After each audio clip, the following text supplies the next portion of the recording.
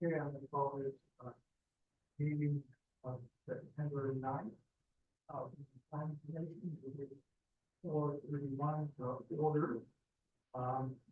And it's gonna have citizens speak, but only on things that aren't on the agenda.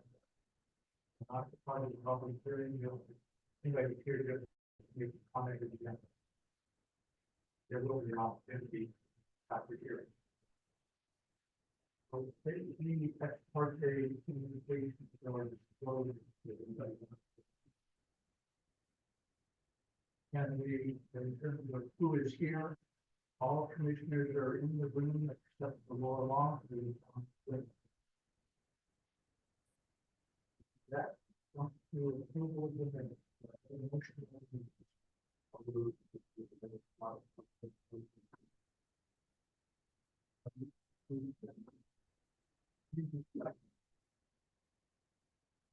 All in favor, say aye. Laura, was that a yes, Laura? Can you guys hear me? Yes, now we can. Okay. I'm not so sure. I can barely hear you guys. It sounds really muffled. So we were really going to approve the minutes. And we have a motion to approve a second, and we're really just looking for your vote to the council. I wasn't able to hear most of that, unfortunately. I'm not sure. It sounds like the mic is picking up not from your actual mic, but maybe somewhere else.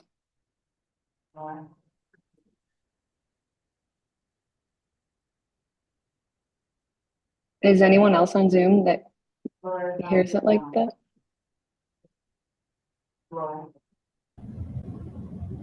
This is Chrissy, the attorney's office. I can't hear anything either. Okay. How about now? Yes. Now we're good. Can you repeat Fabulous. that? So basically, we had a motion to approve the minutes and a second, and we're looking for your vote. Do you want to vote to approve or abstain or what? Approve. Yes. Great, thank you. Thank you. Yes, we're ready for Trish. Commission update. Thank you. I have another meeting at 5:30, and so I just kind of want to give you guys that information right away. Sorry, I'm not leaving you for farm drama this time. I have other meetings. So a couple things on the September 3rd County Commission meeting, two things. The commission unanimously voted to deny the Moab Heat and Cool rezone at 1540 Spanish Valley Drive. It was denied with 180-day cease and desist to all commercial activity on the property. And again, that passed unanimously. We did pass the resolution initiating proceedings to amend the land use code, 180-day extension. This passed 4-1.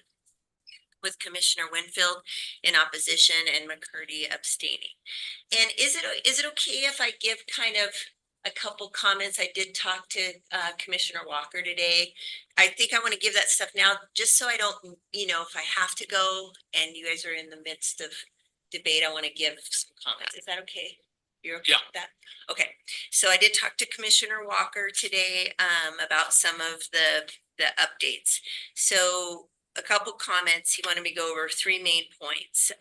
As far as the change in density and highway commercial, his overall thoughts were that one, these were recommendations when Elisa was around. That was one of her recommendations. I don't want to really debate this. I'm just giving his comments. I thought you guys had some really great back and forth on this. So, his overall thought is like, how do we incentivize people to build for workforce housing, right? So do you lower it and then you incentivize to come up? Or if it's 18, do you incentivize to go up? Whatever, but his goal is to provide some incentive for people to produce workforce housing. His other statement, and this was he said, this is directly for Aaron, is there is a concern that we don't have enough industrial type of, properties in the valley. And so the more that we're cutting up commercial property into housing, we are losing those industrial properties. So he just wanted me to state that. Second, as far as the CUPs, his main thing, and then, one that I have, are just major utilities shouldn't be a CUP. He was really, adamant about that. He really feels like that would be more appropriate as an overlay zone. And then the only one, and he said, I think you would agree, is the guides and outfitters in rural residential, that CUP, and that's caused us quite a bit of angst, those two. So if you could look at those. And then the whole range and grazing, his point is that when he looks at other counties within the state, he cannot find a range and grazing that is as low as 5 acres. And so he said the minimum that he found was like 20. He said, I'm not really concerned that they broach this now, but that's on their radar, how they want to look at that. Do they want to make it 20? And then once we get a future land use plan, go back and say, okay, maybe these are appropriate for 5 acres. However, but he did just want you to kind of think, the fact is that our range and grazing is pretty small. They're cut up pretty small. So that was kind of it. Do you guys have questions for me? I mean, hopefully that will alleviate some of the major angst, like we all have to do something now. I don't want you to feel that way. I have a quick question, Trish, but And I may not be able to answer it. if the intention was to increase the minimum lot size and range of grazing, why not just increase the lot size in the existing zone and not create a new zone? He talked about that. He said, I think it was batted back and forth to, and my memory was that he said that Elisa had batted back and forth this idea to have maybe a new zone and another zone, but I agree, maybe the easiest way. So whatever you guys come up with, it might be like most appropriate. I don't know what to do. So hopefully that helps the angst a little bit. And I did go to Amy and apologize for that last meeting. I know that wasn't very much fun. I think you guys do a really good job. I think you have really, I think you have great ideas. So I don't want you to feel beat up by our commission. I don't want you to feel that way. I appreciate what you do. So, okay. And no comments, right? Good. Thank you very much, Trish.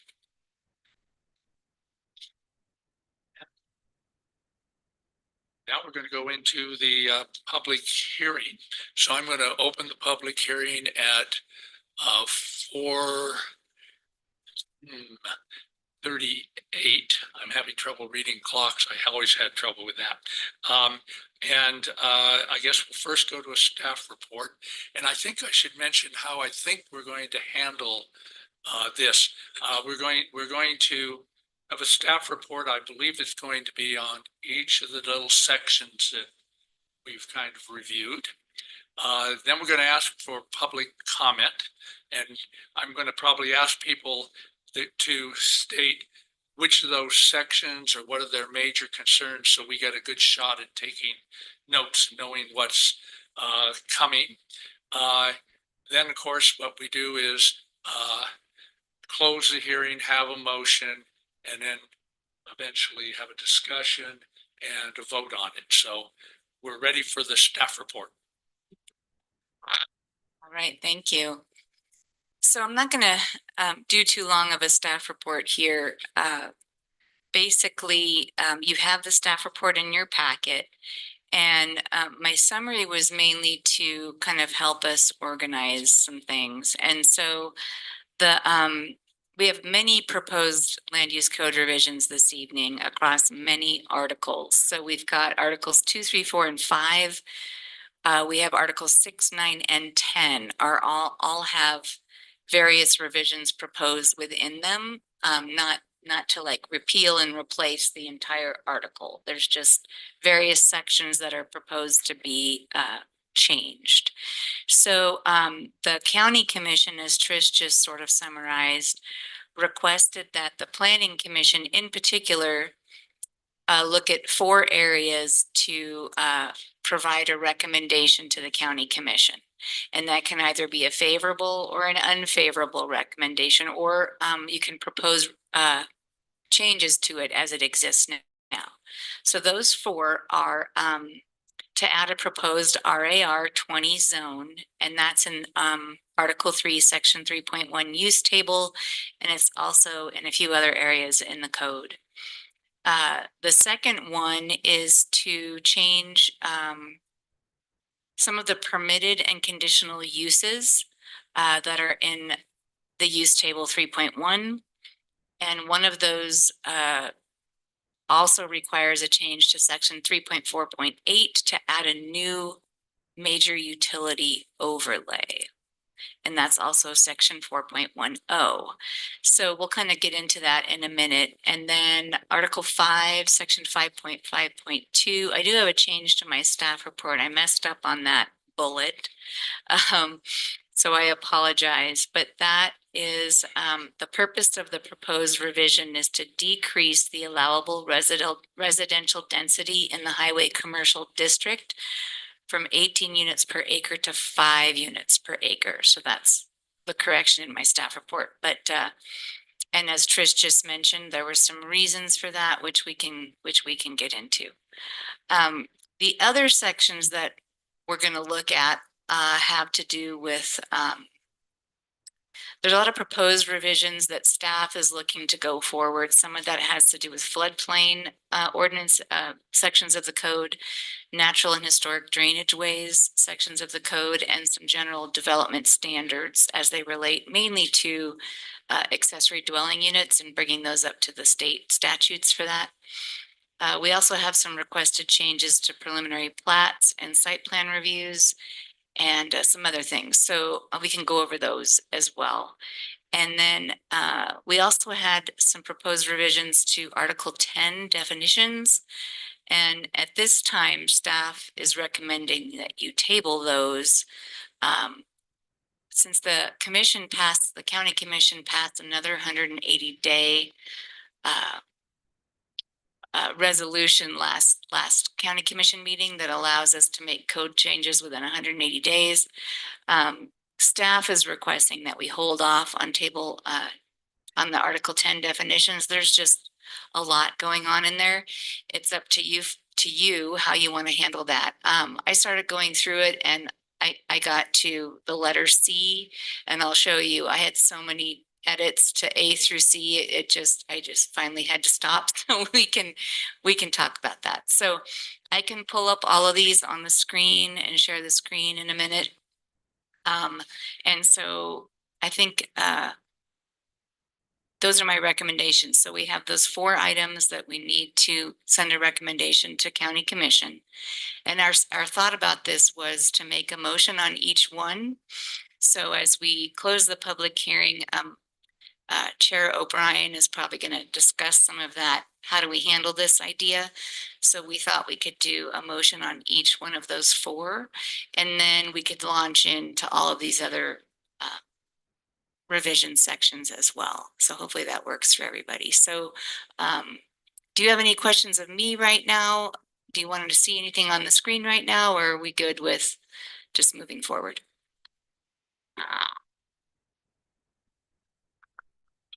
We probably will get them on the screen when we discuss them in some depth. Great. So is there public comment on anything that the public hearing is on?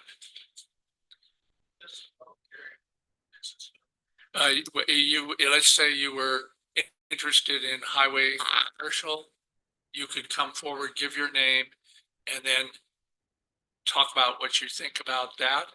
Or if it had to do with the RAR 20 zone, you could come forward and talk about that, or you could talk about both of them. And since I think we don't have a lot of people online, I could give you easily 5 minutes to say your thoughts about it.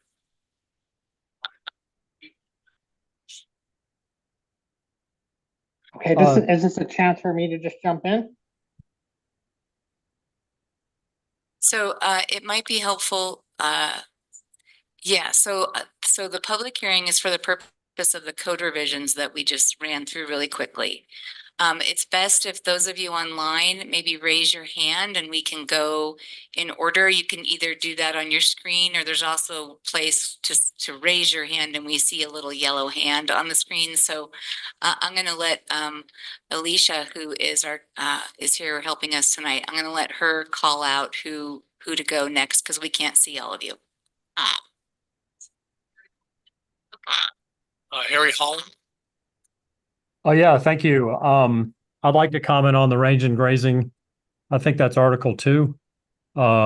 Anyway, so my name's Harry Holland. I live in Castle Valley, and I represent a group of Castle Valley residents that have been paying attention to the rezoning process that y'all are currently engaged in. And we've been paying particular attention to the proposed change of range and grazing zones to range and resource zones. As you might know, most of Castle Valley watershed is zoned range and grazing. So any changes to that zone will really affect us over here. I want to thank the Planning Commission for proposing the new range and grazing, or excuse me, the range and resource zoning with a 20-acre minimum lot size. I'd like to encourage the Planning Commission to go farther than the 20-acre minimum and recommend a minimum lot size of 40 acres or more. A couple of weeks ago, I sent you a study that I think you might have gotten via email that a group of Castle Valley residents did, where we looked at how other Utah counties zone their range and grazing type lands. We looked at 14 counties and found that most of them have 20-acre minimums for range and grazing type lands, and some have much more. So for instance, Emery County has a zone called the Mountain Zone that has a minimum lot size of 80 acres. Morgan County has a multiple use zone with 160-acre minimum lot size, so much greater than 20 acres. I just happened to spend the weekend camping on Boulder Mountain over near Boulder, Utah this weekend in Garfield County. And Garfield County has a zone called the multiple use zone that has a minimum lot size of 40 acres. They established this zoning to protect their open space and to reduce the need for increased public services like fire and emergency protections. So this 40-acre minimum zone in Garfield County protects their water sources, their soils, their vegetation, while allowing for activities like grazing and recreation, as well as limited residential development. Our group in Castle Valley would like to see something similar in Grand County. I'd also like to say that any new minimum lot size, whether it's 20 acres or 40 acres or even more, there needs to be language that allows a current landowner to build a residence, even if they own less than the minimum lot size. So thanks for your time and all the hard work you do for this community. I appreciate it. Any questions? Great. Thank you very much, Harry. At least let me ask, how many people are online? So, Sparta is the only other one that has to say. okay, Jonathan, you're on. Okay, thank you very much. I appreciate you guys listening to my concerns here. My grandmother had she grew up in the area at town of Woodside down there. It's not quite Grand County, but it's right next to you guys. And I, over the past few years, I've held some property there. I've been hoping to sell it, but it's zoned highway commercial. And because of that, I'm concerned. It's like, okay, I'd like to sell this, but it's it's hard to know how I'm going to be able to market it. These are types of changes that are going to affect who might want to buy it. And one thing that doesn't really make sense to me is why is there I understand why you would want to discourage residential in the highway commercial zone. However, what I don't understand is why you would want 5 units an acre lot sizes, almost quarter acre lot sizes. Seems like that's the last type of housing you would want in a highway commercial zone. If you're going to have residential, and you would in highway commercial, I would think that it would be more appropriate to have higher density. So that was one question. I'm sort of curious about the reasoning there. The other question, that I had was, the types of structures that are being, allowed there. And I noticed that most of them are now going to be disallowed. In particular, the manufactured home.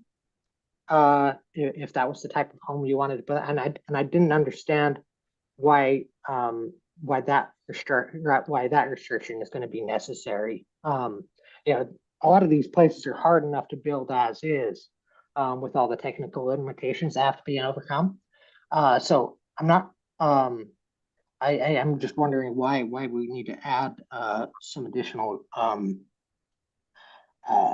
you know, um, blockers, I guess, to, some additional constraints to just make things harder there. Yeah, thank you, Jonathan. Just to speak to your few questions, there will be no single family, the way it's proposed, there will be no single family dwellings permitted in the highway commercial zone. The only dwellings that are listed as being permitted with this revision would be, it looks like, give me a second, a multifamily dwelling, so an apartment, or upper story residential, so above stores. So the reason that a manufactured home was also not included was because that would be considered a single family dwelling. So that's why, so that's kind of why it went that way. So right now, the way it's proposed, it's just multifamily dwellings like apartments or upper story residential. I And see. then, what did you have? Was there another question that I missed? I'm sorry. No, it was just a follow-on question to that, but please keep going. And Jonathan, if I recall, do you have you have highway commercial property that's out on 191 kind of, I always get my directions wrong, north of town, is that right? Yeah, it is. It's more rural, but it is highway commercial. And that's why, the zoning doesn't, I'm not sure what it would make sense to do out there, what you guys envision, because yeah, second story, it's possible, but it doesn't really make sense when you get out that far. And so I was like, well, an outfitter would like to buy this property and use it for, housing for employees, right? But if they were to do that, I would think that manufactured homes would be the ideal type of structure to do it with. Good. Thank you very much. Okay, so I guess we're now in the audience. Anyone want to come forward and talk about one of these land use code updates? Yes, sir. And please state your name. Come forward because then people can hear you on YouTube and on the internet. And, and please also sign in on the sheet that's up there. Why would, if it's zoned for apartments, why, we're having a low income housing problem in Moab, why would we limit that down to 5 units per acre? It's over and over I keep hearing about, we're just no low income, that's the total answer. Then the rest of the world to low income housing is apartments, not houses. You go to Grand Junction, look at all the new apartments being built nationwide, that's pretty much the best answer. So you're really cutting out developers that could afford to develop low income housing for people in Moab, and especially if you start limiting the lot size. It's backwards to everything the county commission keeps saying they want. They want to build more low income housing. You're throwing up roadblocks. So I'm really asking you to reconsider that. Great. And after you sign that sheet, if you would please verbally state your name and your address, I'd appreciate it.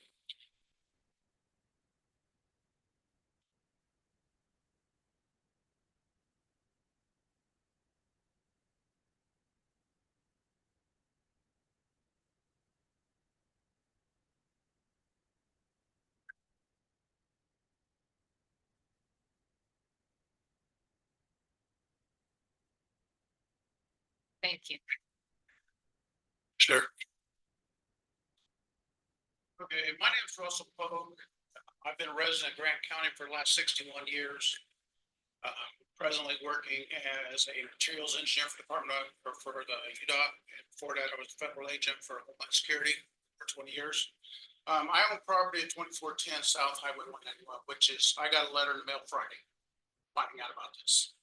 So it's really a shock to me. But I have the property there, and I'm totally agreeing that, you know, we should not curtail what this does, because like I said, I think having affordable housing within this community is going to help the people. And we, like I said, we reduce it down to just 5 units per acre. And I got a couple acres. Had a hard time getting a loan. Thank you, Mary. All right. But we took in, I think having the affordable housing, because I'm at the point now I can start processing and building something there. But I gotta see what your restrictions are, because I was looking at apartments, but you're saying no apartments. No, that's not what I said. You said apartments, but no houses. You can't do, according to the revision, you can't do single family dwellings, but you can do a multifamily, which would be an apartment. Yeah. Well, I like to keep it, like I said, I still would like to take in, you know, even if somebody wanted to put multi-housing in there, I would rather agree with that than, but, so. Great, thank you very much. And could you please sign in on that I sheet? did. Okay, thank you. Any other in the public who want to talk? Give us a little advice. Thank you very much. I'm going to now close this public hearing, and I guess we're going to do maybe a motion on the RAR, or do we want to do discussion? So probably a motion. Or do we want to have a little bit of an open, why don't we do a little bit of open discussion? I think first kind of going through what we're talking about and not necessarily voicing large, short ones. Yeah, it might be helpful to maybe get a consensus from the planning commission if you do want to make separate motions on all those. And if that's the group's, if you're all wanting to handle it that way, then we can kind of know how to go forward. But if you'd rather lump it all together, let's talk. You know, I think it may be a little bit of talking first might be helpful. Very short. I'm going to say I'm for RAR 20, but I think it should be 1 dwelling unit per 20 acres. And the reason is much like Harry Holland said, and looking over this sheet of other counties, Iron County, Emery County, having places where you have 1 housing unit per 20 acres. I don't think 1 per 10 is sufficient in protecting land for grazing, for agriculture, for woodlands, and for wildlife. So if there's a motion, I would love it if it happened to include 1 dwelling per 20 acres. Any other quick thoughts before somebody tries to format, do a thing? Motion. I'll save us all a little bit of time because I can tend to be long-winded, so I'll just get it out of the way now. I'm going to be voting to send an unfavorable recommendation for all 4 of these because my attitude turns sour when I'm told to rush something and do it half-cocked. And that's exactly what I'm being forced to do in this meeting. Every single one of these, like every single person who commented here and what you just said, has commented and recommended that we take more time and get this better. I could just change this again in a year, or we can just do this one time and do it the right way a year from now. That's not how you win me over, and that's the end of that. I have a couple of concerns with the RAR 20 because you're going to be making a lot of non-conforming land uses out there. No map. Yeah, because we don't have anything. Still don't have a map. And even with that, even if they're like there are so many parcels out there that are already 5 acres. that have already been recorded as 500 parcels, but we don't have the other zone that will allow that yet. Yeah, so I did ask our GIS wizard James to tell me how many parcels there are in Grand County that are currently zoned range and grazing that are over 10 acres. So there were 576 parcels that are over 10 acres. So just to kind of give you an idea of, And they're out, state, federal. well, a lot of them, some of them were private. And most of those were, you know, between sort of Green River and Thompson Springs and the Book Cliffs and that type of thing. And then there's a bunch up in the LaSalle's. Not a bunch, but there's some up in the There's some, LaSalle's. Yeah. and that's where I think we're gonna have the biggest problems because the LaSalle's aren't like the versus. Back in the 60s and 50s, they divided them up into that. So, you know, around Castle Valley, I'm not sure what they are out there. So that's my big concern with that. But I agree with Tony. I think we're rushing this. We're putting too much ahead of the general plan. Yeah, I would agree with that. I can't see myself passing on a favorable recommendation to any of these article changes. With that being said, I certainly want to go over them each individually because I think that will be very informative for the future. Because I will say, in general, I am supportive of a handful, if not all of these, but in certain situations, to speak to highway commercial, for instance, if we yank away, multifamily, and we reduce the density of housing, what are we replacing it with? We need to complete the future land use plan and the future land use map to inform these decisions. Otherwise, to Tony's point, we're gonna be right back here and we'll have caused a whole bunch of heartburn, and not continued to work on any of our countywide issues I think that we have that are most pressing. I have a couple of comments, maybe start with just a technical one. In going through the packet, I found one place where RAR 20 referred to 1 unit per 5 acres and another where it was 1 per 10 and another at 1 per 20. The 1 per 10 was on page 9 of 67. And the 1 unit per 20 was on page 24 of 67. So we've got a disagreement in there regarding the exact level of change that needs to be addressed. And I'm assuming the 1 per 20 is correct. Maybe I've got it. It's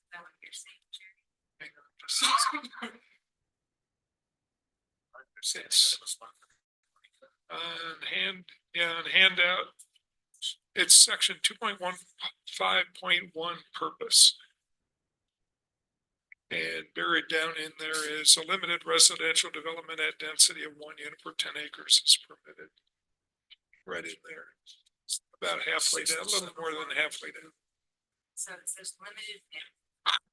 Yeah, my cursor's on it, but nobody can probably see that. But limited residential development at a density of 1 unit per 10 acres is permitted.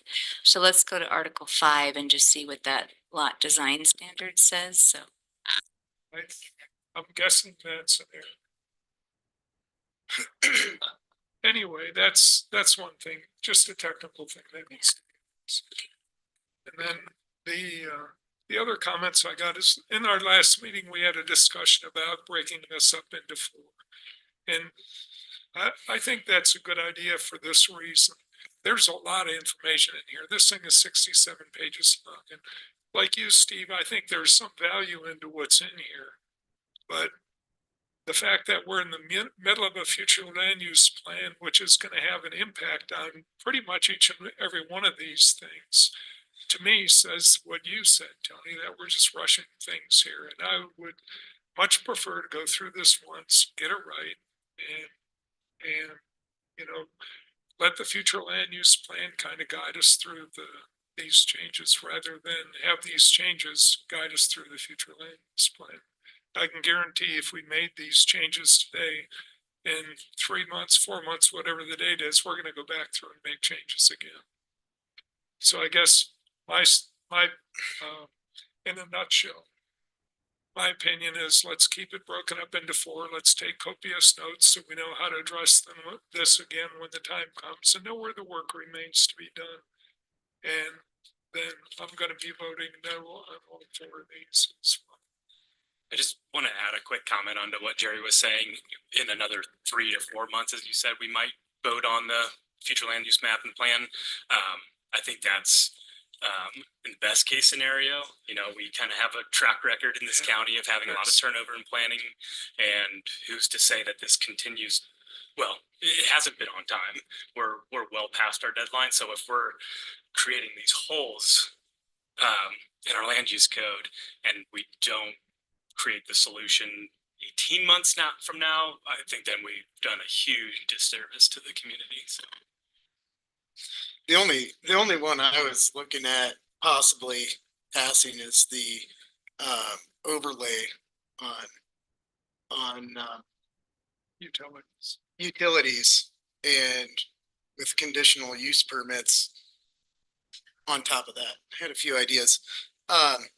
You know, it just feels like people are up for election and trying to throw some last minute things in to get passed, which this is kind of like should be like a non-political, like logical approach to things. So I'm just kind of like, I don't think a new election in shuffling the deck on the commission would change what we were gonna do.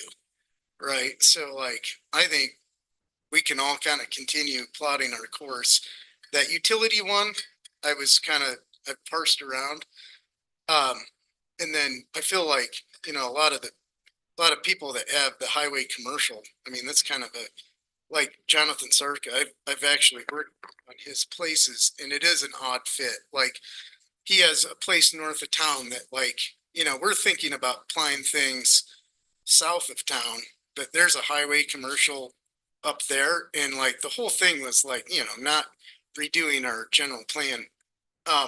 My comments on range and grazing, I just kind of don't get, like, we're preserving ruralness for who? I feel like it's like, the thing I really view about this is, one, to Mary's point, we've got a bunch of non-conforming things. So it's kind of going backwards in terms of, like, you know, we split things up. Now we're trying to reorganize them. And that just doesn't seem to like happen. Right. And then the other thing is like, I really feel like it's just a thing for somebody's nostalgic view of like the countryside. Oh, it's open spaces with, I don't want to see a neighbor when I drive or something. And I'm like, I don't know. I think a 5-acre piece of property is like a good stepping stone to be like, hey, you know, like, I don't want to live in a lot in town. I can have 5 acres and have a junk car on it. I don't know. Like, that would be kind of like what I want. And like, now I can't afford a 5-acre lot. I need to buy a 20-acre lot. Now it's $2 million. No, I think we need, like, I think a 5-acre lot size is hard to find in this county. And like, I just don't agree with, I think it's rich people wanting to preserve their view.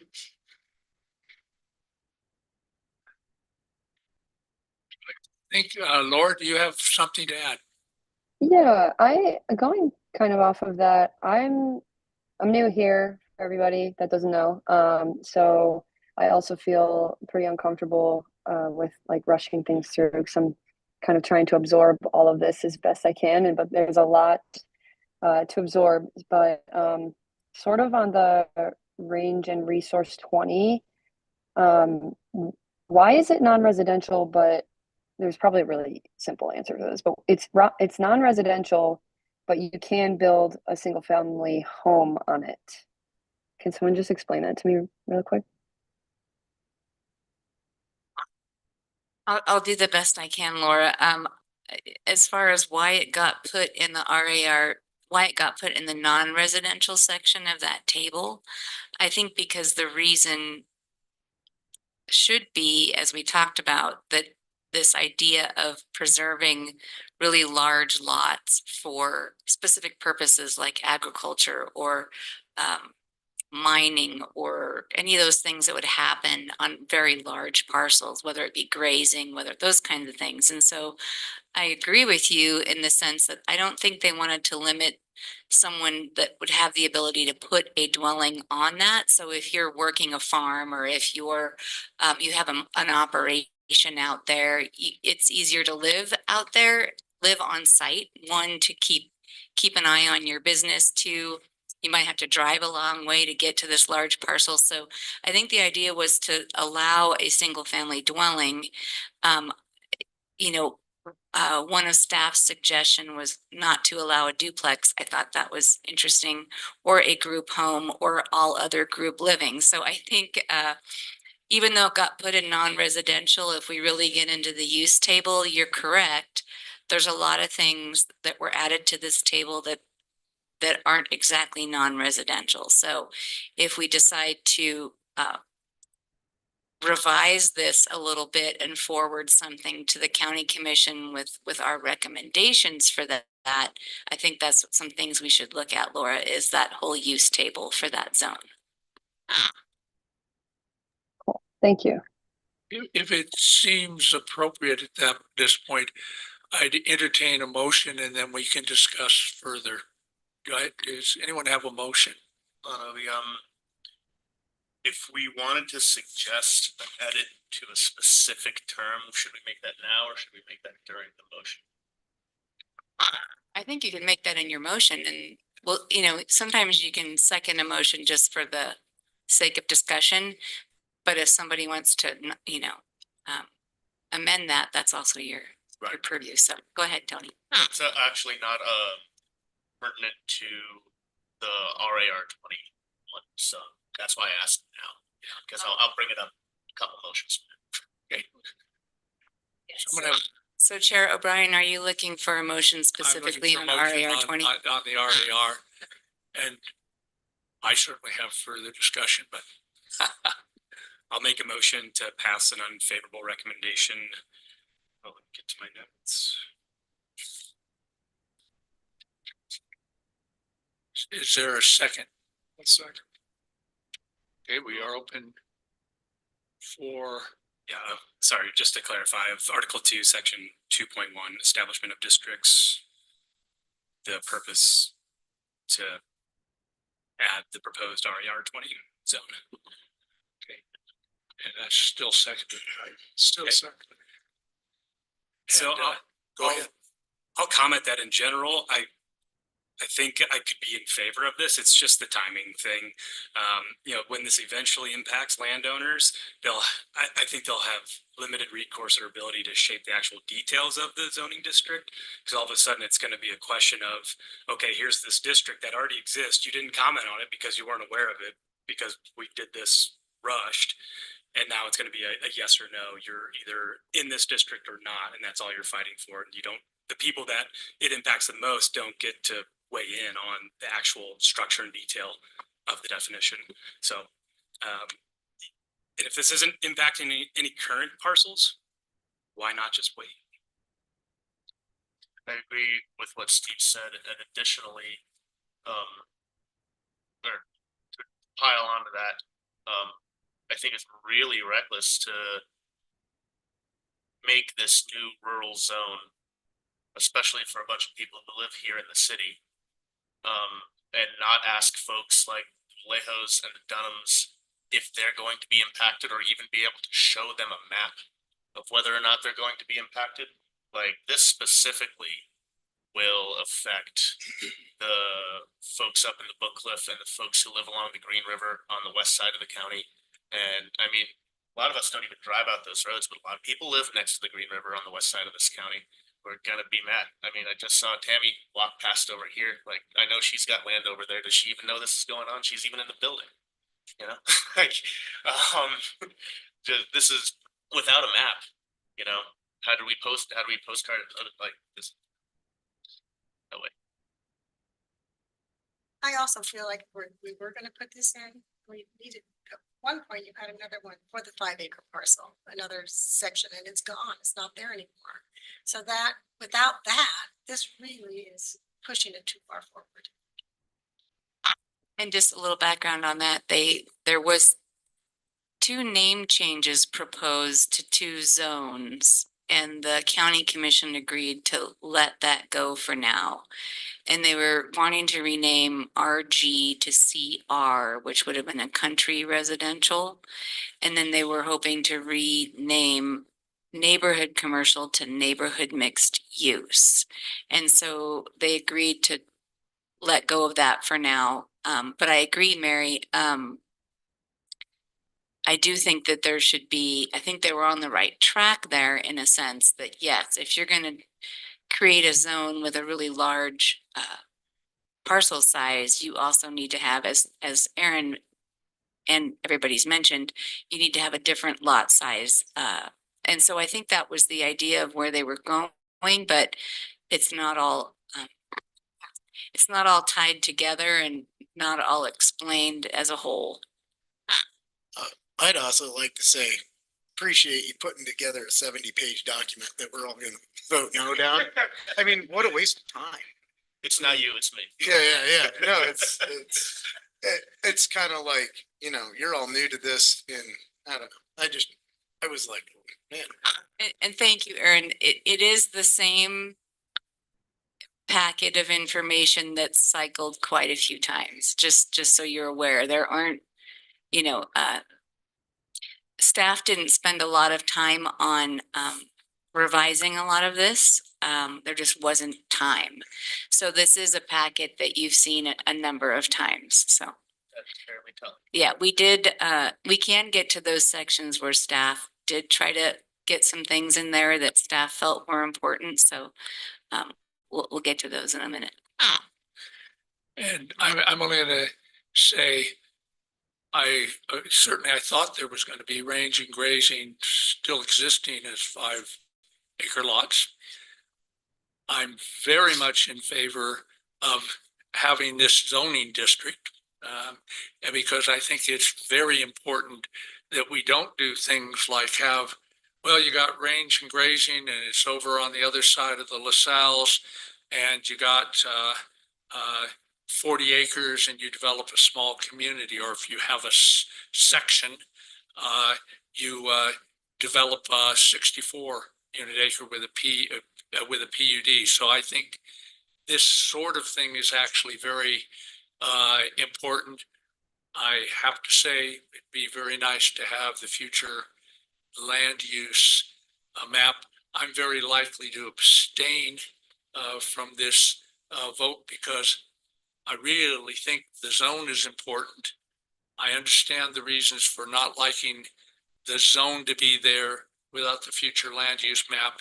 Steve brings up a very important one, which is this probably ought to be a process in which people know of the zone creation and where it will affect things. So I do understand that point.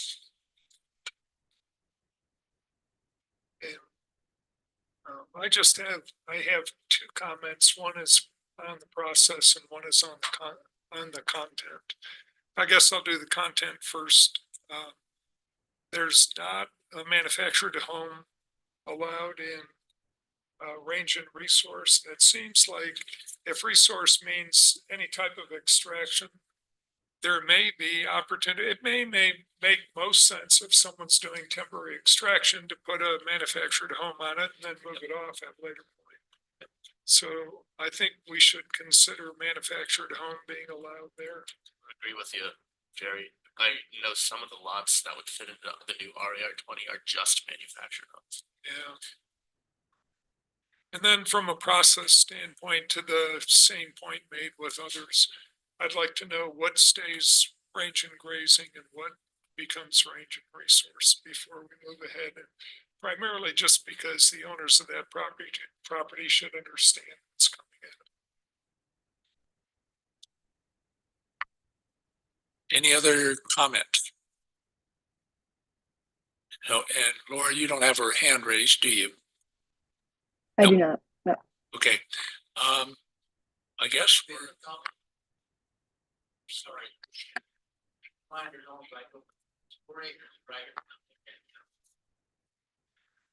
Okay, we are ready for a vote.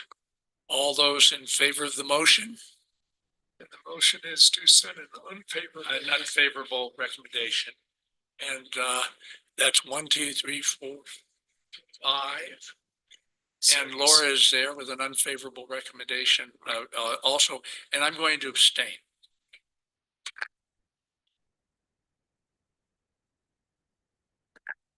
And next up, We can keep going, sort of, second. Do you want to do? Let's save the use table for the last of these four. Do you want to look at the Article 4 proposed major utility overlay? Do you want to look at that next? I think that follows the same as the packet, right? That was the second one in the packet. Yeah, the second one is the use table, which we can tackle right out of the bat while we're still fresh, if you want to. You want to just start with that? I'm scared of it. Sure, why don't we make, and we can then kind of make recommendations on that use table. Sure, and I can, as I mentioned earlier, I can pull this up in a way that we can edit it sort of live while we're talking, if that helps. But let me know how you want to proceed. If you're wanting to go through, I mean, we could kind of hit each section at a time. If someone wants to make a motion as far as sending any kind of recommendation at this table before we start looking at it piece by piece, that would be helpful too. So you let me know how you want to proceed. Steve? Sorry, is that with the land use? This is the, So this is the use table. And so I think it would be helpful if there's a motion and it's seconded, then we can launch into some discussion about if you want to look at each individual section and provide feedback. The other thing I do want to point out, so there are 2 items in this table that are related to the county commission and what they requested us to send a recommendation on. So you may want to, we could talk about those first. Maybe a motion on both of those or on one of those, and just to refresh your memory. So that was the 2 that we were supposed to take a look at are the major utility overlay. So major utilities would not be allowed in any zone without applying for a major utility overlay. So that's one that the county commission asked us to send some kind of recommendation about. And the other one is the outfitter guide service and facility. At the moment, it's a conditional use in rural residential, and the table is proposing that it be a permitted use in multiple other zones, but that it no longer be a conditional use in rural residential. So if you'd like to hit those 2 first, that might be helpful. And then if you want to talk further about the table, we could do that. Would that work out for everybody? Could I make a suggestion on that? The all other major utility uses, can we postpone that discussion until we talk about the utility overlay? Because those 2 really go together. I feel like that's the same thing, right?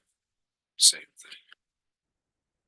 But the other important one, I think we could have a discussion because it's not affected by any of the other 4 items we're going to be talking about today.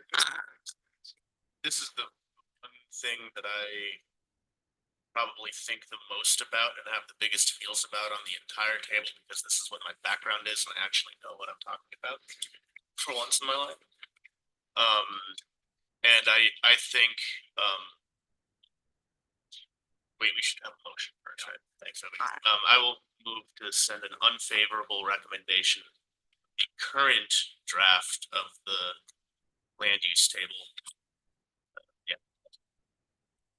is there a second? And the reason for that, relating specifically to what the county commission has instructed us to discuss, is the conditional use permit in rural residential. It's my issue is not with the removal of a conditional use permit in rural residential, but rather that I think there are not simply enough rows to address the myriad recreational service types of uses in this county. The Western River Expeditions Boathouse is entirely different than an elk hunting guide or who might own like an archery pro shop in in a building in his backyard, right? Versus somebody who is tuning bicycles in the back of their shed versus a helicopter. I think that's actually helicopters are just my point being there is simply too much variety of recreational use and recreational business size in this county to just think that one type of recreational definition of what the road addresses all the different kinds of things that go here. We're Moab, Utah. We do everything here. There are e-scooters and there are 36-foot motorboats, and so to just have one like recreation row here, because some things, we could change conditional use permits and permitted uses in a whole bunch of different directions. There's a lot of ways to make this look more appropriate if we just make it look more detailed. That's my. I agree with Tony, too. And my big concern there, and it kind of goes into what you're saying, maybe not add more rows, but make the use specific standard a little bit more detailed. Because that's where I think we lost it. And I've noticed that on there's a lot of needs for that, for the use standards. So I think that's where we need to go more so than just put one condition. Yeah, I'm minimum condition. it's like they want to just kick this out because of the Moab cyclery thing, but I'm like, in some other reasons, but I feel that like there's a lot of places where like, oh, if you meet these mitigation things, then maybe like this is the appropriate spot for some kind of outfit or whatever that is. And I think that I'm not so sure about eliminating a conditional use permit. I know I'm a not popular opinion on this one. I love conditional use permits. I like that they're specific. I don't think that it's staff's fault that we've had trouble enforcing them and following up on them. Working at the state, we have the same issues of having permits issued and having no ability to track them. Databases changes, we lose institutional memory. That's not the staff's fault. That is, are we given the toolbox we need to do our job well? Question. And we have not been. And conditional use permits, when used correctly and managed as like a suite of things to follow up on, allow the county the greatest specificity and the greatest teeth in enforcement. And I like them, but they're a ton of work and they're really expensive to administer. And I'm not on the county commission for a reason. So I'm just going to leave it at that. Tony, to your point, I wonder how much of the issues with the outfitter guide service would be mitigated if in fact it were permitted in all of these other zones instead of conditional. Yeah, I love that right side of the row. Looks great. Yeah. It's that that is addressing a lot of in my background, the large boathouses, the warehouse type operations, you hear forklifts backing up. You don't want that in rural residential, obviously. Yeah. But let's not forget that there are small business operators, folks who take their inflatable surfboards and roll them up and keep them in a shed, or just need a place, a rally point for people to get together in a van. Don't want to forget about the small guys when we take away whatever recourse they have to operate their business legally.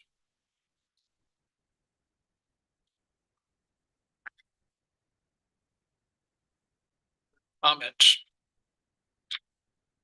I guess that said, Obi, there are a lot of changes on this that I think are probably pretty easy to pass through.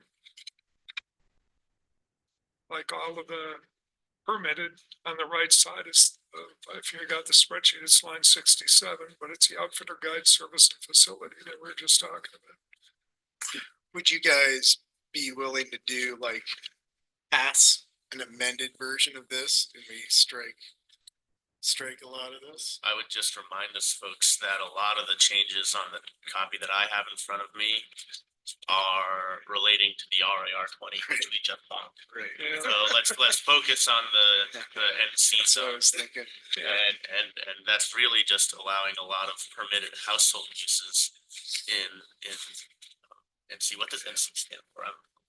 neighborhood commercial. So then, Oh, yeah, that also just got, Right, yeah, we kind of, a lot of, so then, Tony, in your mind, I think you bring a really good point. I'm trying just to figure out how to word that.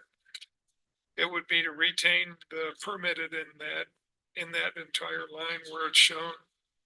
yeah, But I maybe think add another line I for conditional. I can amend my motion and give it a good shot. I would move to amend my motion to send a favorable recommendation to adopt the changes and additions to permitted uses of recreational outfitters in the retail, sales, and service section of the non-residential zones in the sections of what you said. I'm gonna, Yeah, thank you, Amy. That was a mess. no, I think I got it. I'm gonna share my screen so you can all, I want to Yeah. make sure you're talking about the right thing here. Yes, ma'am. Or that I understand what you're talking about. But before I do that, was there a second? Is there a second? I'll second. Okay, now that's, what we'll do is we'll take a look at this, make sure you know what it's talking about, then we have to vote on that amended motion here. So Tony, I think if you can see the screen now. My motion referenced explicitly the non-residential zones. Sending a favorable recommendation to those 6 edits. Okay, so In the non-residential column. correct. So we're not paying attention to RAR 20 right now. But so the GB rather than conditional, it's permitted. RC, RS, HC rather than conditional, they're permitted, and LI, they're permitted, correct? And without regard to any of the residential stuff, rural residential or range and grazing. so you would keep the conditional use in the rural residential. Is that part of your, Yeah, my motion referenced explicitly the non-residential column. So we've got it all highlighted yellow there. And I was just talking about the pertinent 1, 2, 3, 4 Ps on the right side. Those. sure, but I do think, since we're talking about this specific use, it might be helpful to also address the Sure, I change see, yeah. on the residential side. And I would wish, let me start it all over again. I will amend my motion to send a favorable recommendation for the following edits to Article 3, Section 3.1 pertaining to outfitter guide service and facilities. Rural residential will remain a conditional use. Range and grazing will become a permitted use. And non-residential zones, GB, RC, RS, HC, and LI will become permitted uses. Thank you. There you go. Is there, Is that seconded? I'll second. Yeah. To make it clear, you're leaving the conditional use. I am leaving the Yeah. conditional use in. And I would recommend that get a better specific standard, a use specific standard written for it. If you could come up with one before you take it to council. yeah, we could certainly take a stab at that. So, Because that one's just not good. okay, I've got time this week if you want to sit down. okay. Okay, so I think I got it correct, but we need a motion on the amended Yes. motion. And let me just ask procedurally, are we going to send that particular recommendation forward, or is that just so we kind of solidify it? That's what I'm hearing. To send it forward, right? Yeah, my That is, motion's on that the is, that is what we are directed to do, is to send some kind of motion. Motion forward, Yes. okay.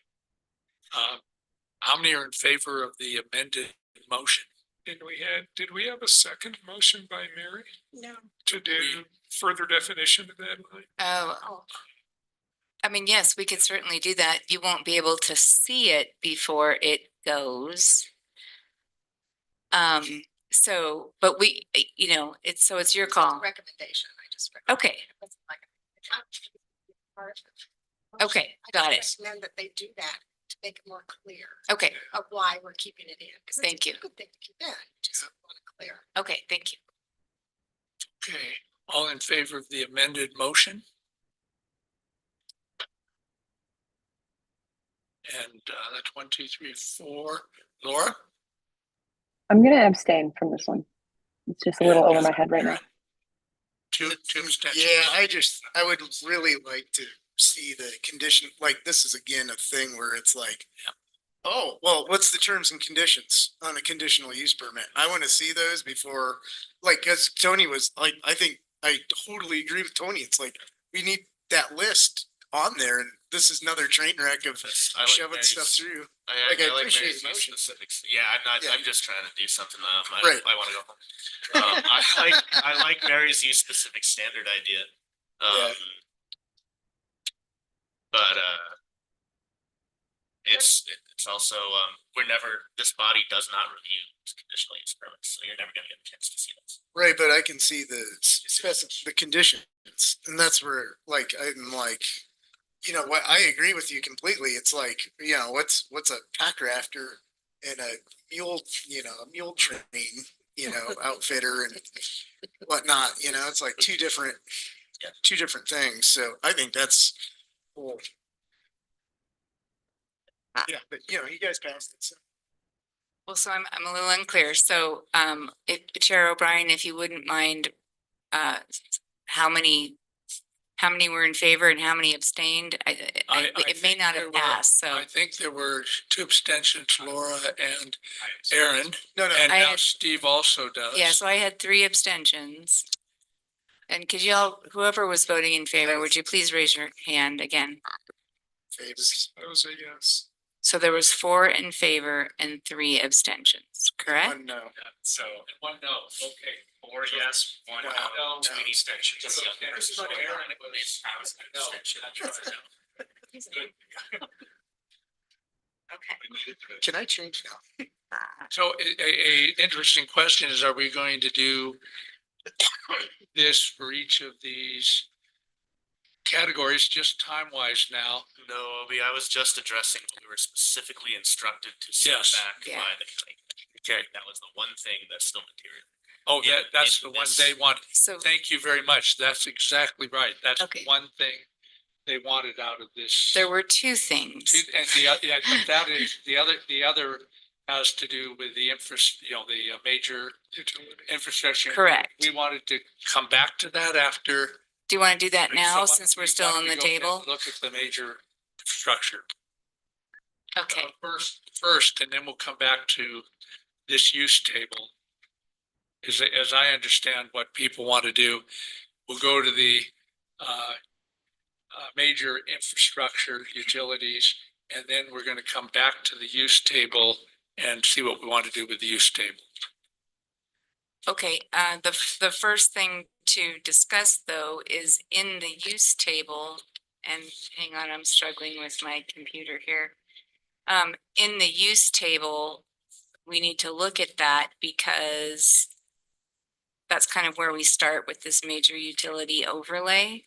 So, it is stating that a major utility, and let me get in the right spot for you all. So it's under, That's what she's saying. it's right above commercial uses, section 3.4.9. So it's in section Oh, on the land use code. public and civic uses. In this Article 3, Section 3.1 use table, it's under public and civic uses. And if I'll share my screen in just a second. I just wanted to get in the right spot. So here we go.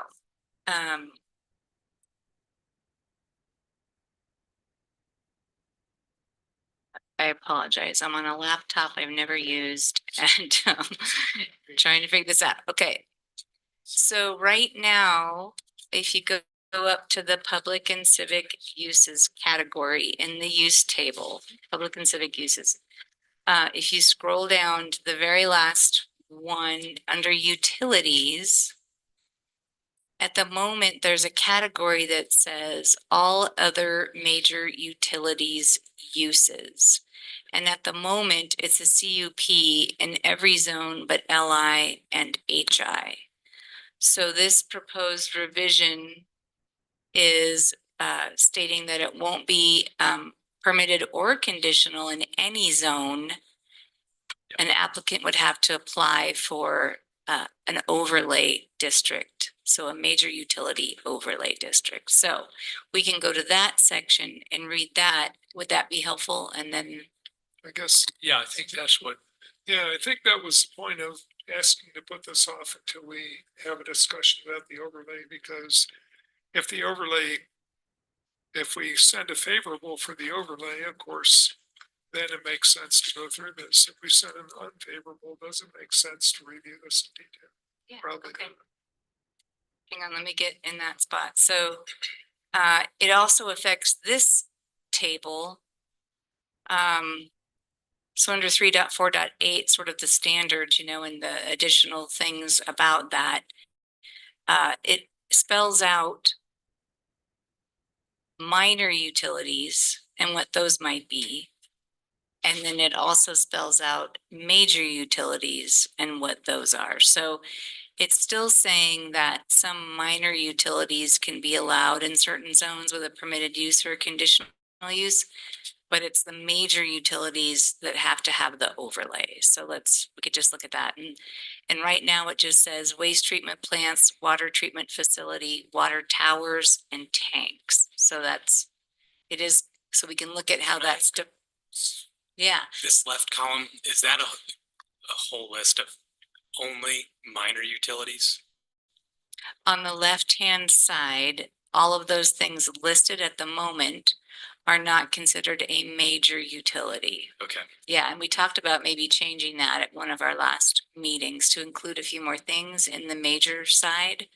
So we'll look at that as well. So Just to note, just with the redlining, it's a little confusing where at the top it says minor utilities, it's crossed out. And then there's a list of utilities like that are still in black font. But then you go down further and then it says minor utilities about 2/3 of the way down. yeah, and So I don't know that, I just wasn't sure what I was looking at. There. Sure. It's good to know that that's a list of utilities that are not major utilities. correct. And the ones in black, when they're in black, it means they were always there and they weren't changed. And so I'm not sure why some of them were crossed out and then added again in the same table. So I apologize for that. But basically it's saying minor utilities are stormwater retention and detention facilities, telephone exchanges, and water and wastewater pump stations and water standpipes. But major utilities, waste treatment plants, water tower tanks, or standpipes were removed. So we can massage that table a little bit. I agree, Steve, it's confusing. So just to run through really quick. So this major utility overlay is required for development of any of the below uses. And this is something you can recommend changes to. It requires a rezone application per the procedure in LUC section 9.2, approval from the county commission. A development agreement shall be executed if that rezone is approved. all those kinds of things. So right now it says public or private infrastructure serving a limited area or the general community and possibly having on-site personnel. And then examples, it has waste treatment plant, water treatment facility, water towers, tanks. Accessory uses could be control, monitoring, data, transmission equipment, off-street parking, storage. Uses not included, it says, are maintenance yards and buildings, which to me would be an accessory use or structure to those things. Utility offices, TV, radio studios, reservoir. So I think these are all things that you can discuss. So that's all it states about the overlay, is that they have to do a rezone for an overlay and do a development agreement. But there's no other standards listed here other than that's what they have to do.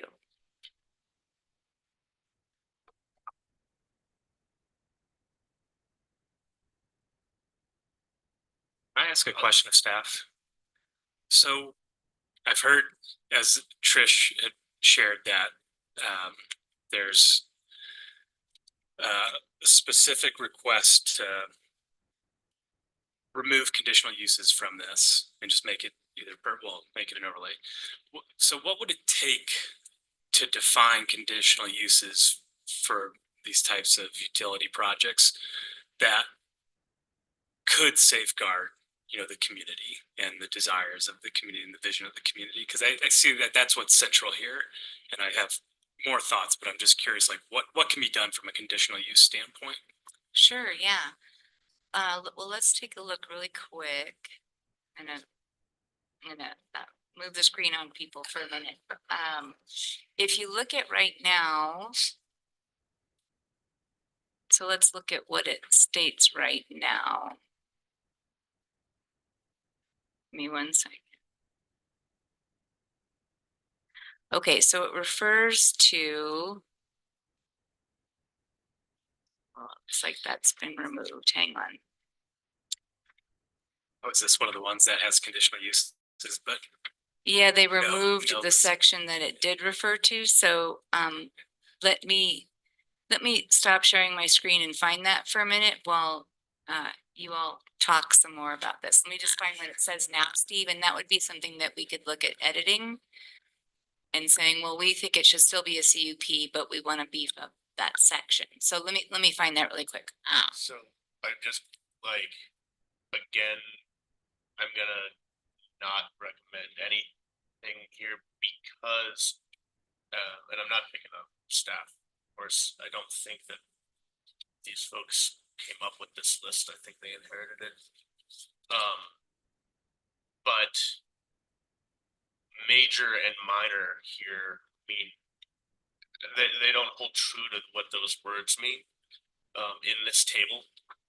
Natural gas pumping stations could be major or minor depending on the volume that they produce. 512 kilowatt transmission line looks entirely different on the landscape than 138 kilowatt transmission line. Like, what are this is like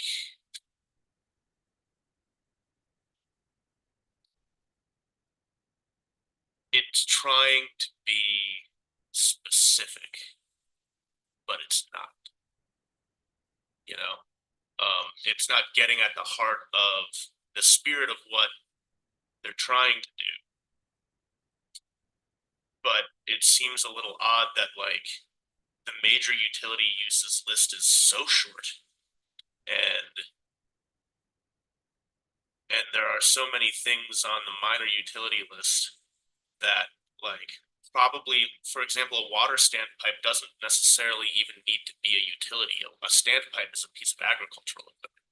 Like, like that's the utility depends entirely on how the infrastructure is being used. That's what the word means. So this is like, their heart's in the right place, but like, I would, this is one of those moments where, like, have we talked to Emory Telecom? Have we talked to Pacificor? Do we even know what we're talking about when we try to pass this through. It doesn't look like we did. Sorry, that was a little harsh, but It seems like this again should be a whole thing that we've done several workshops with stakeholders. I agree. To me, I smell trying to do a legislative control instead of administrative control on this. And I understand that. I think that's where I'm getting into, like, where you need to parse out, like, oh, okay, like if you do have a small substation that's, I don't know, whatever, you know, you with minimal impact, okay, a 10-foot fence is good enough, right? Or no, like, yeah, you can't. Do we need to have a motion? Maybe we should have a motion at this point. Oh, I thought we did that, sorry. No, not on this. Started. Oh, Yes. Eddie, well, you can, or I'll make a motion. Go for it, Steve. I'll move to, or I'll make a motion to pass an unfavorable recommendation for Article 4, Section 4.10, proposed major utility overlay. Is there a second? Okay. I'll second. So I guess my rationalization on this, well, in part is going to be, you know, can we, because I understand the desire here, right? To make this more of a legislative approval rather than administrative. I think there's just concerns about, well, what utility is going to come in, and does the community have any recourse to say no or to guide that in any direction? I think the spirit of that is great. However, I think we could utilize the conditional use permit to be as effective. And I would say just generally I'm falling out of favor with overlay districts because they cause a whole host of issues. I'll kind of table that though. One thing I just want to point out with this ordinance here is when you look at other ordinances, well, let me back up. This overlay ordinance, it just has one paragraph. There's essentially no guidance. But for comparison, Article 4.5, Water Source Protection Overlay, has 4 multi-part sections. It's about 2 pages. 4.6 OAO, it's 7 lengthy sections. It's pages long. 4.7 HDHO has 13 lengthy sections. It's pages long. 4.8 Scenic Resource Protection District, that's pages. 4.9 on ADO, it's pages. One paragraph. I was just doing a little Googling here, and this is way out of my depth, but it just gets my hackles up thinking we're setting ourselves up for litigation, expensive litigation at the best of major utility players. There's this uniformity clause in the Standard State Zoning Enabling Act where you essentially have to use the same measuring stick for different projects. And if we have one paragraph of, you know, and essentially no guidance, I think we've set ourselves up for big issues in the future. And then just on my point on overlays, I just, you know, we're a society, we use utilities, we're going to need utilities. And if you have, you know, a developer who wants to bring in some utilities, some of which we don't even know what they are yet, because these are going to evolve into the future, you know, we do need to be competitive and in bringing some of those here for the uses of our society. And those overlays, you know, they're awfully scary to a developer because you never know what you're going to get. You know, it can be one election away from being radically different, and that's can't have these cycles. It just doesn't work, in my opinion. So.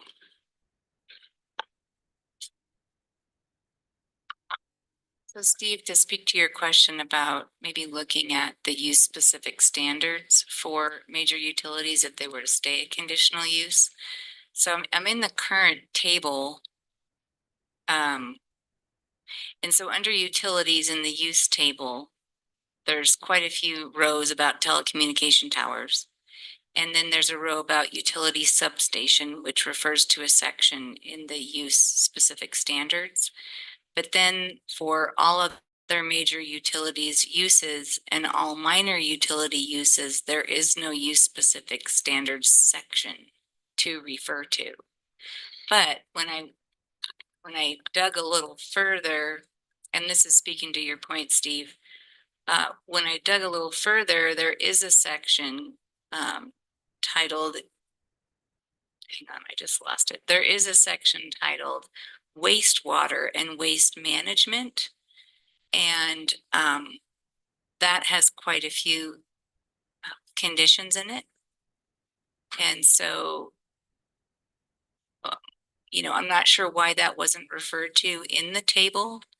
And I'm not sure what it's tying to in that table right now, but it does say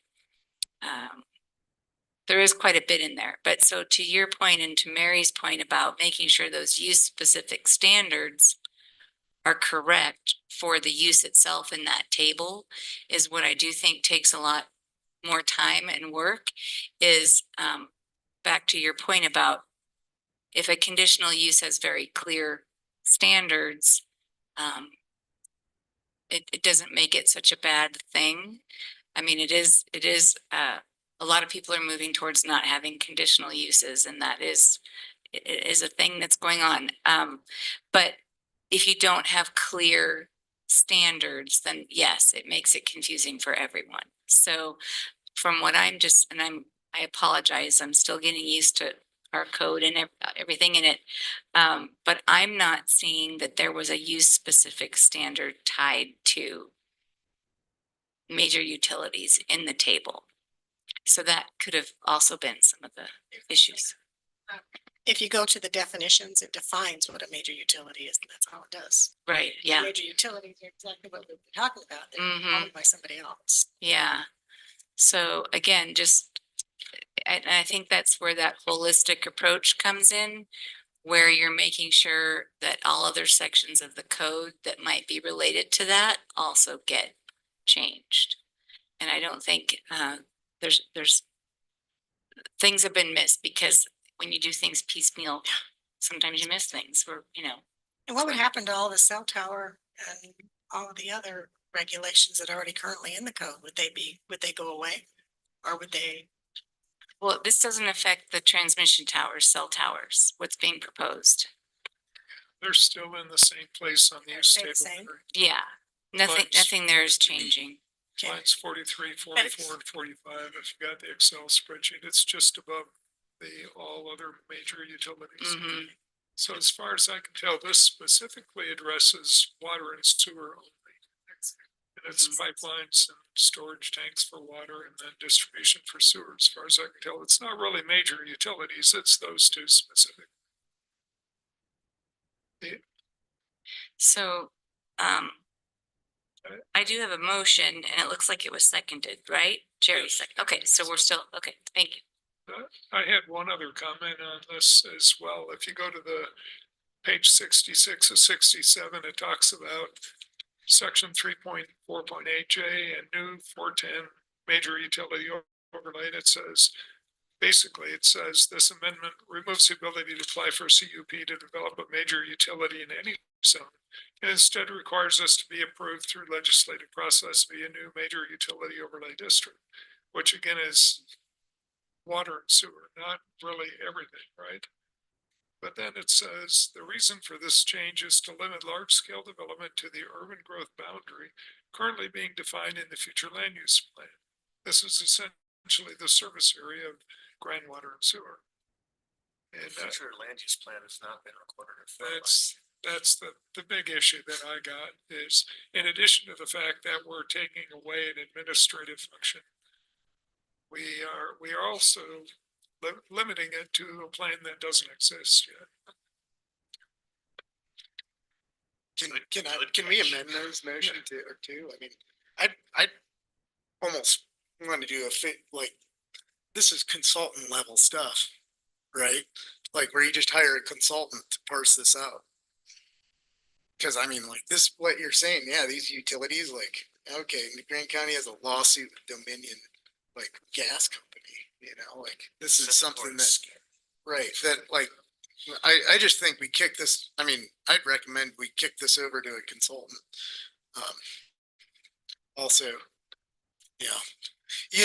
maybe, with that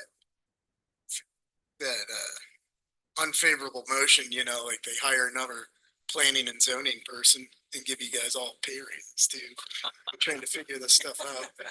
I mean, But yeah, thank you, Erin. I think what you're, just to clarify, I think what you're saying is to really define what is a major utility overlay needs a little bit of work. Are we excluding somebody? Are we not including somebody? Are Well- we excluding a use that we shouldn't, or are we, What so- I'm getting to is when things are this big, like, just hire a consultant, take their advice. That's kind of like what I think, like, you need to kind of do. I don't know, is that in the budget, like? You tell me, or do we bunch of, Yeah, I'm- so it is almost budget time. Yeah. So, I mean, that's certainly something we could look at, but I do have, yes, that's a possibility, Erin. I think for something this specific, I think that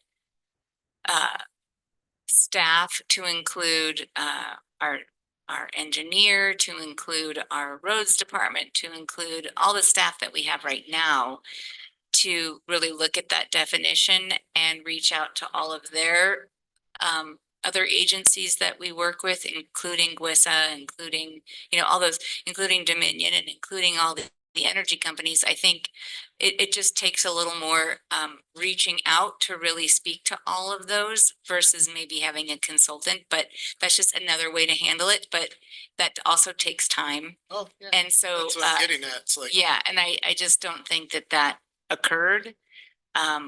So that's another way to do it, is just to, if you were to say unfavorable for now, but we want to keep looking at this and make the definition the best it can be, that would be something you would say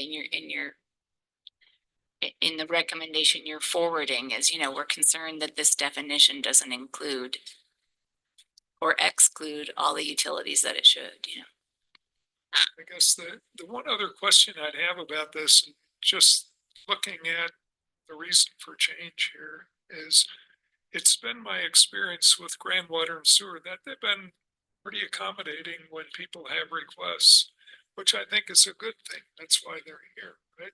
But I wonder, has Grand Water and Sewer had a chance to look at this? And do they have any comments about the utility overlay? Because predominantly this is them.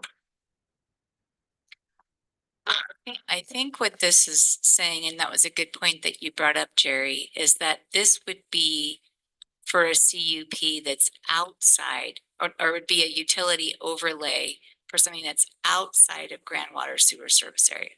But I think they have also agreed to perform services outside of their current boundary too, haven't they, or expanded. From time to time. Yeah. But So- they also, in the bottom of the definitions there, Jerry, it does say that the major utility overlay district will limit the scale of large-scale development to the urban growth boundary currently being defined in the FLOP as QUISA. And so that reads to me like they intend this to focus within QUISA's boundary. And as very little myopic thing, I would like, if we're good, and I'm not in favor of this new overlay at this time, but if we were, I would again like a map and be able to, like, legislatively, the county commission should be retaining their ability to define their own boundaries and not deferring to remember, this is a special service district. Their own boards will draw their boundaries, and we don't want to get tied to a geographic description that is not in our control. Yeah. Right. That was the thing that popped up the first time I read this through 15 minutes ago. But it's something that caught my eye.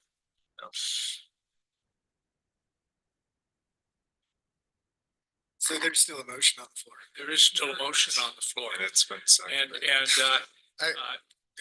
Go ahead. I'll add an amendment that I think the county needs to spend more resources and more in-depth time and resources to if they want to pursue this, changing this. Just a little side note, a little asterisk. Is there a second to that? Well, we have a second on the floor. It's time to call. I think this is an amended motion. You're amending it to say what? Just I put thought in- you said You started that with, this is just a recommendation. Oh. Yeah, no, Which inherently is not. Yeah, oh, okay. oh, okay, never mind, I'll No, no. withdraw everything. No. It's fine. Don't get it, don't get it. Withdraw everything. But no, that is a good recommendation to Yes. pass forward. Okay, Just like exactly. Mary had a recommendation to pass forward. So, Exactly. yeah. I think we're ready for a vote, and this is now to send an unfavorable recommendation for this section, which has to do with the major utilities section overlay. Is that correct? That's, yep. All in favor of that motion? And I'm going to be abstaining. And I'll abstain for the reason that I think it's a good idea, but I don't think it's fully formulated yet. But I think the idea is important. So I'm abstaining.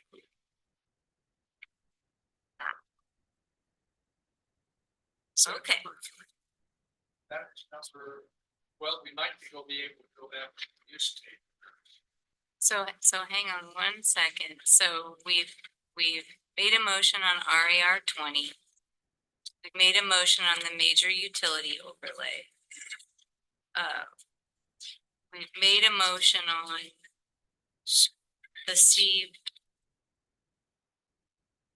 the CUP and RR for outfitters. So 3.2.3K.1. thank you. There you go. That one. Got it. So that leaves just one more before we launch into the whole table.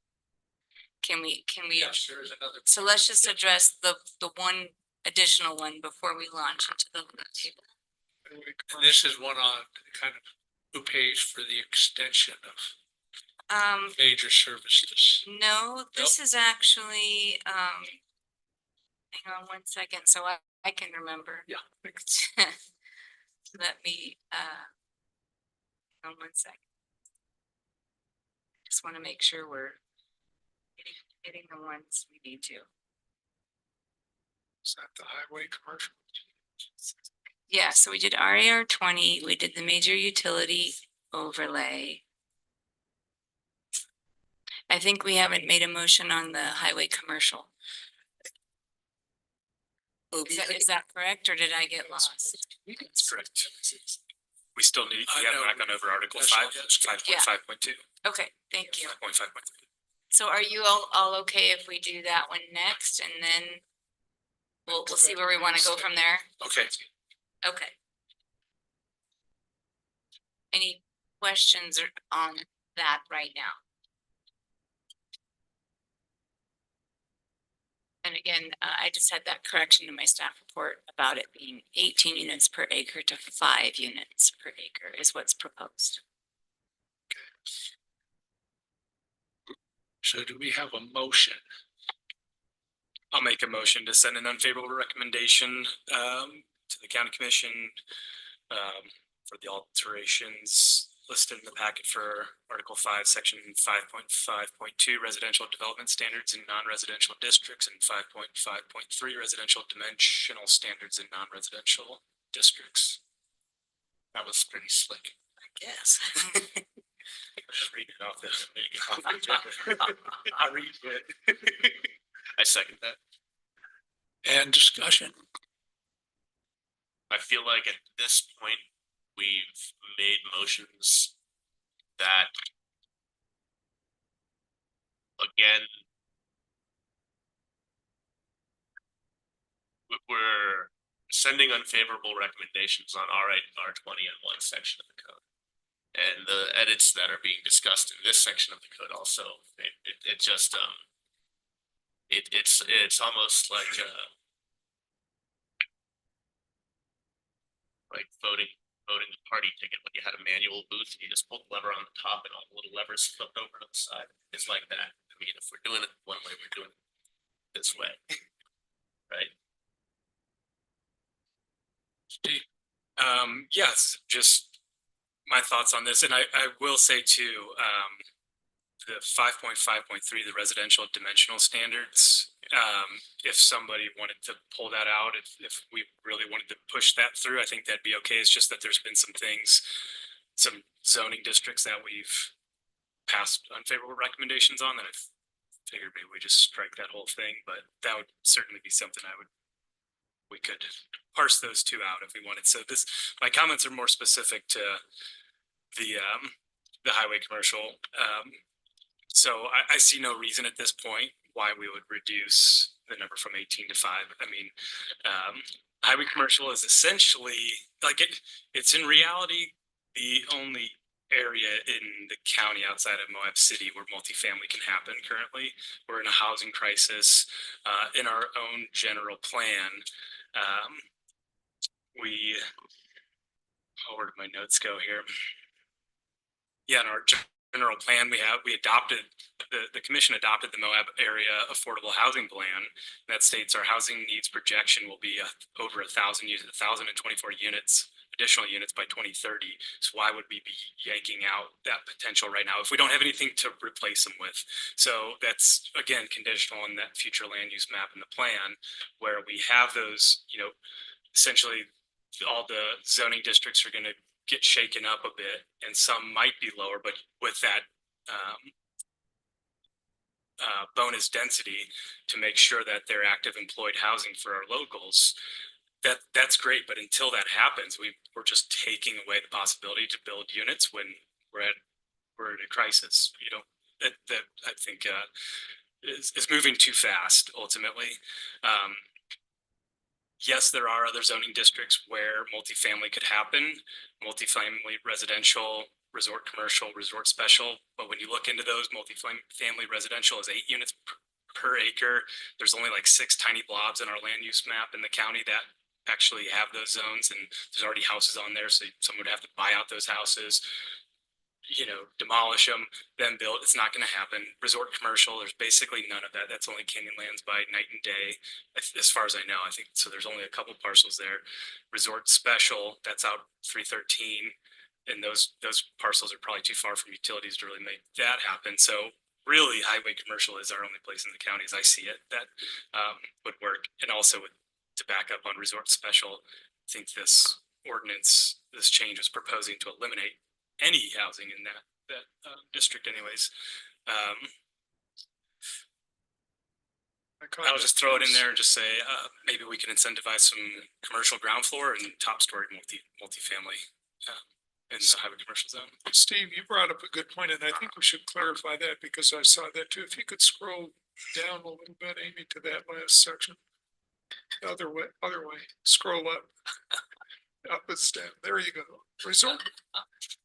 Resort special looks like it changed from 20 to 0. I think it was always 0.20, and it's proposed to put a 0 for 0.20. I believe that's what it's proposing, because I don't see the 0.20 scratched out. It's 0.20. Okay. That is, if this was done in Microsoft Word with track changes on, that's exactly what that says. Yeah. Yes. That's good. Thank you. That track changes, man. I was hoping that was a clarification issue. Good. Thanks. Sorry to interrupt you, Steve. Oh, that's it. That was my rationale. I'm pretty sure I will be outvoted on this one. I've actually thought long and hard about this. It is interesting. Highway commercial has this funny purpose. Now, this is one of these things where the purpose probably disagrees with the zoning in terms of kind of housing. I think it may be left over as one of the reasons that hotels were put on this land at one point before. We probably aren't going to have hotels for a while, but here's the purpose. Highway commercial district is designed to accommodate commercial activities that are dependent upon vehicular activity. And that's an interesting thing, whether it should be residential. Now I'm going to fall off of that argument and basically say, I believe the county commission is thinking of doing a very funny thing, which is reduce this to 5 units per acre, and then come along and probably say, that there's hints of it in Elisa's memo, and it's been talked about a lot, then come along and say, okay, we are going to do, and we talked about this 2 weeks ago, we are going to do this kind of incentivizing so that, well, we can get you back up to 20 units pretty easily. And the worry is, so if we leave it at 18, what kind of housing will be built? Will it be housing that's affordable, or will it just be housing? So I'm probably for this at this point, but I do understand it's a drastic change, and there are political implications for that drastic change. Also, I think a lot of people would be upset because the whole thing isn't in place. I like incentivizing housing and using new housing to be affordable housing. I'm not sure that's where this gets us. And if I just simply thought it was downing the number of housing units, I would probably not be for it. But I happen to think the idea is to incentivize it later on. So I'm with you there, Bobby, and I see that strategy, but your gut. When someone comes up to me, instructs me to do something half baked, and then tells me that I'm just going to have to trust them, that's not how I do business. I think we have like a landowner here who's like, oh, you took it away. Well, you know, like you're just probably wondering when it's gonna come back. Yeah, no, that's where's the good faith, man. And yeah, and Obi, you did state that well in the sense that you said if this were just in fact to decrease the density, you would not be in favor of it. But that's exactly what this is proposing right now. yes, right. So, and I hear what you're saying, and other county commissioners have mentioned that. I believe Trish did as well, that might be where it's headed. But again, that should be moving along with this then, so that everybody knows what that means. So my thought on this is one of the target areas that we have for higher density is the Spanish Trail Road. And we've talked about that in the meetings with the public. It's, you know, it makes a lot of sense to me to have nodes with higher density. I think that's seen in a lot of neighborhoods around the state, all over the country. You don't start that by reducing the density. I think it, along with future land use plan, if we wanted to make some changes in some areas and reduce it and increase it in others, that would make for some real good public discussion. And I think after that debate, we'd probably come out with a much better plan. But like we've discussed here, that's not what this says today. So in the form it's in today, I cannot approve it.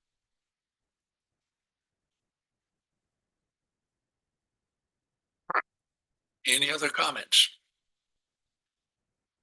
Okay, so the motion before us is to reduce, to not reduce this, or not approve of reducing it to 5 units per acre for highway commercial. That's correct. I believe Steve's Yeah. motion was to forward an unfavorable recommendation. To decrease the density for highway commercial, referring to sections 5.52 and 5.5. Right. Yes, that was it. Since there's a motion and a second on the table, this may not be proper procedure, so we can just kill it there. But the 5.3, I may have wrongfully clumped those together because those are the residential dimensional standards. So we're talking like setbacks. Well, I think, hang on, let me get there, Steve. There was the only change to the HC in that table. There was a change proposed, and it was to reduce the minimum rear yard setback from 20 to 10. So there was one small change proposed in that table for HC. So, and then it also said for a note, it said where upper story residential is permitted in non-residential districts, the upper story shall be consistent with the underlying zone residential setback. So that little note was also added to the table. Since I've pushed forward the motion for both to send an unfavorable recommendation, that would also then negate all of those changes in all the other zoning districts. So with that, I think can I amend my motion? I think in this case, yes. Okay, so I'll amend the motion to send an unfavorable recommendation to the county commission to my two negatives here. We don't want none of the changes on 5.5.2 residential development standards in non-residential districts. To further clarify specifically, highway commercial. Don't change it. So just parsed out. Right. Yes. And it is what we've been discussing, so that's why it seems appropriate. And the second degree is appropriate. I would agree. That's okay. Okay, I have a question. Does that mean we have to vote on the thing that we're parsing out? We're going to split it into two? go ahead, Steve. Yeah, so that would mean that we're voting on separately 5.5.2, which is the highway commercial change, and then 5.5.3, which we really haven't discussed yet. That's dimensional standards, so setbacks, etc. Okay. So this, okay. So all in favor of the motion?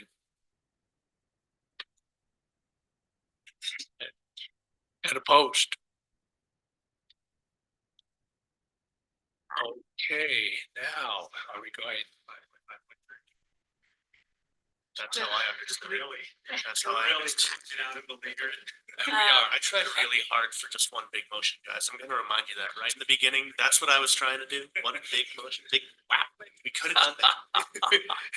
So, if I might propose a direction and you can go with my proposal or not. There are some sections that staff would like to see go forward.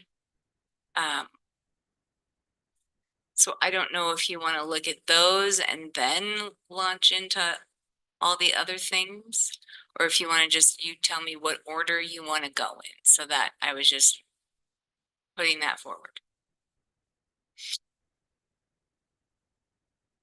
I'm happy with what staff suggests at this point, if that's okay with everybody.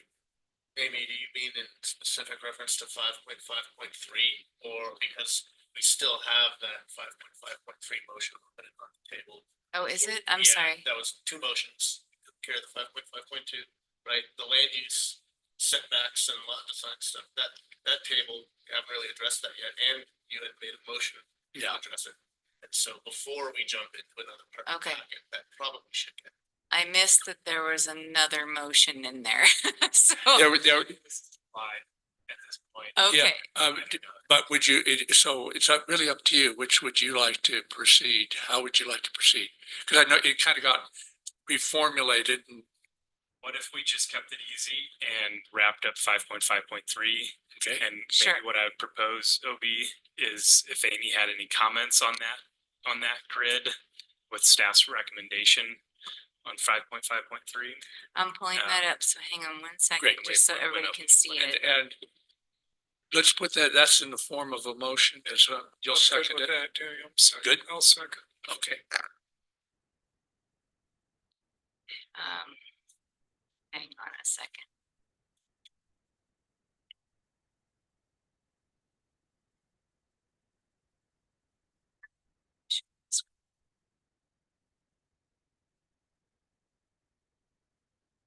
Take a moment, to interject for the couple folks that are here that editing documents through the use of motions and seconds in Robert's rule is not how this business is typically supposed to be conducted. This is something that we're being forced to do on the fly because of a very short timeline that we've been given. Okay, so I have the table up on the screen. And so I think, correct me if I'm wrong, Steve. So we're gonna address this, just this table 5.5.3. So RAR 20 is in there and we forwarded an unfavorable recommendation. So I think the suggestion would be to remove any changes in that column. And then neighborhood commercial, it says see notes, and that's where it talks about the upper story residential. And then it just says shall be consistent with the underlying zone residential setbacks. So I think rather than listing the setbacks in that column, it's referring people to the NC zone setbacks. But I'm going to double check that while we're all talking. And then the only change to the general business, again, it's referring to the note just for the minimum front yard and street side yard. Again, it's referring to the underlying zone residential setbacks, which none of these are a residential zone. Underlying zone residential setback, okay. Then there's a change to RC, a change to RS, mainly the maximum height on principal structures. Moving from 24 to 28. And then for the HC zone, changing the minimum rear yard from 20 to 10. And then in LI rather than NA, it's listing setbacks. And there's only one change to HI, which is stating the maximum height of 35, which might have been stated elsewhere, but those are the changes in the table as proposed. So I think it's safe to say we're just going to remove the RAR 20 column in whatever motion might be happening here. And then I'll let you talk about the other zones in this table. And the motion on the table is to send an unfavorable recommendation on that. There's not currently no motion on okay regarding that, just that we would discuss it. Yeah. Somebody have a motion.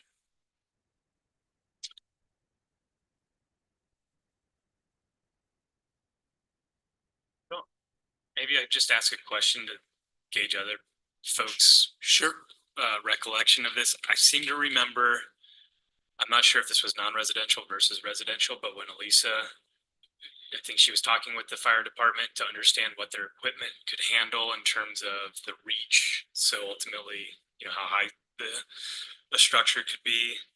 I don't know how important these changes are, if they're, or, you know, time is of the essence.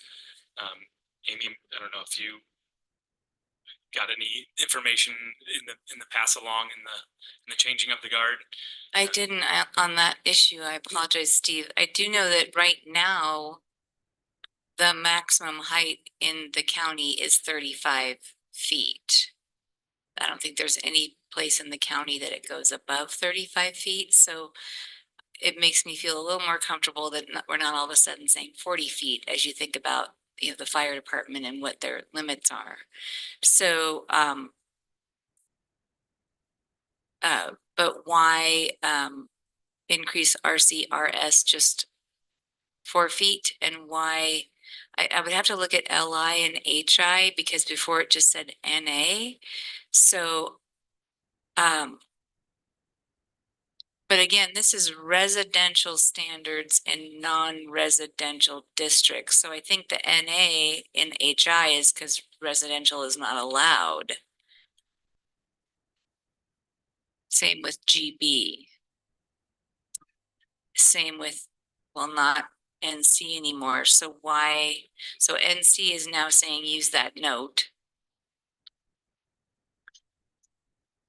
but GB residential uses aren't allowed. And HI, they aren't allowed. But for I think LI, yeah, any of the asterisk ones, it would be allowed, but it has to conform with the underlying standard, right? And so that'd be NC, GB, and HC would be allowed. RAR 20 comes out. And so the NAs in those sections basically refer to the underlying standard. But the NA and heavy industrial, the NAs there are because it's not allowed. Right, because there's no asterisk on heavy industrial, and that makes sense. You wouldn't want a residence in heavy industrial. That's the way I'm reading that. Does that make sense? Vibes I'm getting, and I'm like absolute respect for how much work you guys have put into this already, but we might want to revisit the spirit of these edits before we put our stamp on why we're changing it. Talk to Jim and the fire board, see what that was about. Like, once again, the moment where we've got a lot of new people, we've got zoning board people, we've got staff. Let's remember what this is before we go. Okay. So we're gonna then, I think, move to something else, whatever staff thinks we might have time for. It's most pressing. I think we needed a motion on the 5.5.3. Did we have a motion on it? No. We did not. I'll make a motion to send an unfavorable recommendation to the commission on the changes listed in the packet on 5.5.3 residential dimensional standards in non-residential districts. Seconded. Can you repeat the motion? I couldn't hear it. Oh, yeah. I'll move to make an unfavorable recommendation to. Got it. I just didn't hear Yeah. the unfavorable. Is it? Okay. I thought you might have said table. And That's a big difference. And any discussion? Any more discussion? All in favor? Aye. Okay, that's all of us. I mean, I wanna check in real quick, before we just start randomly moving and editing stuff that we see as we're scrolling past here. What's the next thing of, I remember 4 bullets that the county commission said that they had to have us figure out by the time we were here. Yeah. I don't we're so good at not remembering what we're doing while we're talking, like for the love of God, just one more bullet. Yeah. So I believe we got them all. So that was, if I pulled it up on the screen, there's the RAR 20 zone. There is the major utility overlay. There is the use table itself. And then but I think the main 2 items to address in the use table was the CUP in the RR zone for outfitters and a CUP for a major utility. So those were the 2 major things in that table that they wanted us to give a recommendation on. And then the other thing is the HC zone. So I believe we've hit all of those. So yeah, it is 6:30. So staff did have some sections that they felt were important to perhaps get sent at this time. And some of them have to do with bringing accessory dwelling unit standards up to what the state statutes say. Some of them had to do with some floodplain issues, some natural and historic drainage way issues, and also some requirements for site plan review. So we could pull those up next if you would like. And then staff also recommended just tabling Article 10 for now. There was just so much happening in there. So it's up to you. Do you want to run through the ones that staff is recommending we send?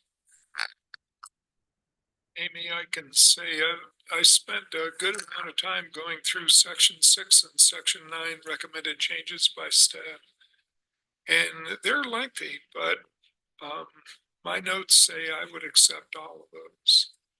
So I don't know if it's a lot of pages. If you knock out 10, which is definitions, you lose a lot of those pages. But I think unless people have had a chance to go through them in detail, maybe it's better to put those off. I just wondered what you all.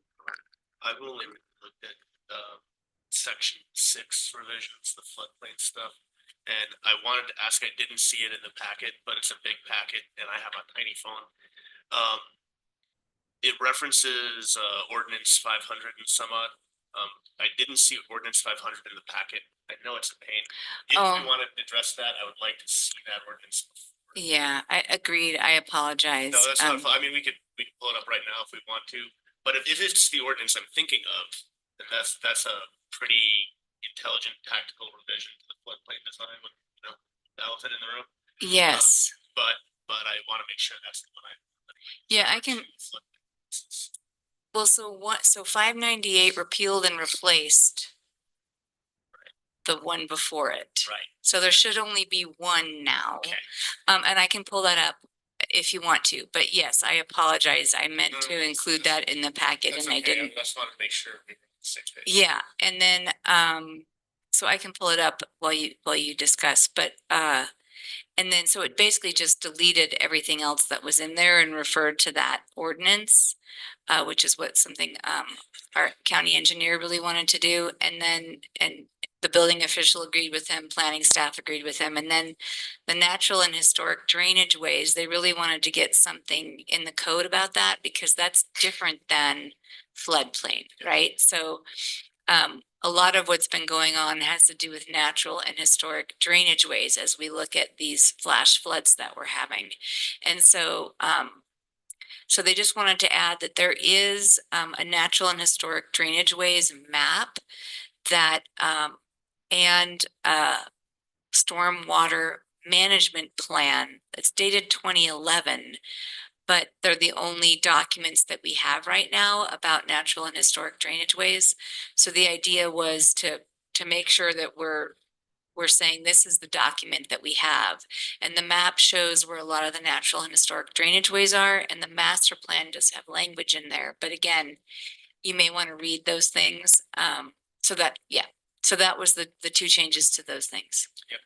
OB, as we continue to figure out our game plan for the rest of our evening here, I'll just mention, I went through Article 6 and Article 9. I don't really have anything that jumps out to me to discuss much. I would advocate personally for tabling Article 10 definitions. So that's just where I'm at. Yeah. And I'm actually the same. Okay. Like both of those. So do we? Well, what you might want to do then Yep. is you could table 6 and 9 as well. And we can make sure we include those missing documents so you can review that as a whole. The county commission wasn't requiring that those go forward with a recommendation. So you can definitely just table all of that and we can keep working on those.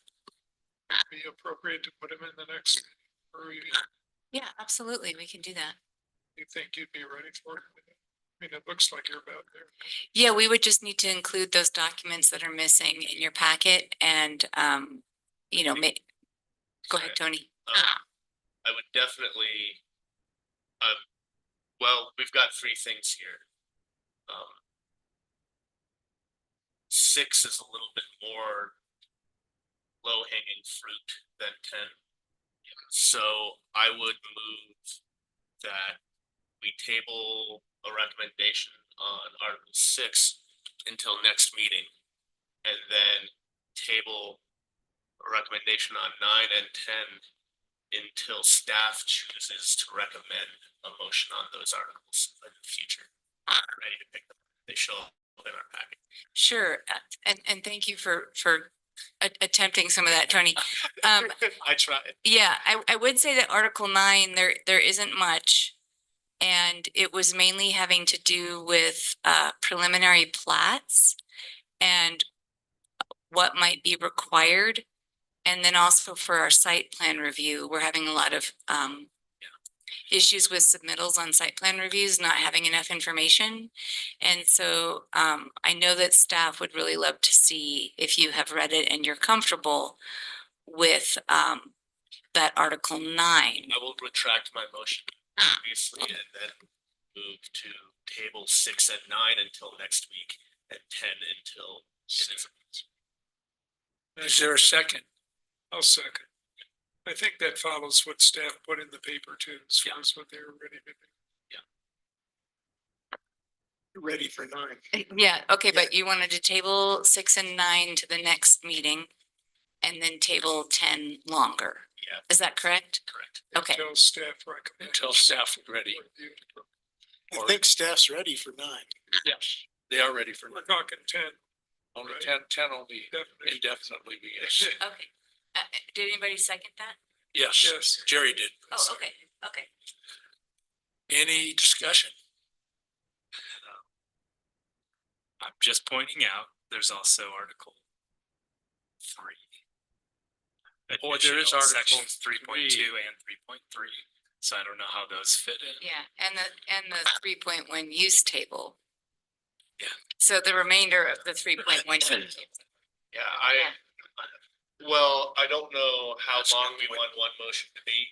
We're just motioning all over the place tonight and I hate that. I like bullets. And we used to know what the motions were going to be before we showed up.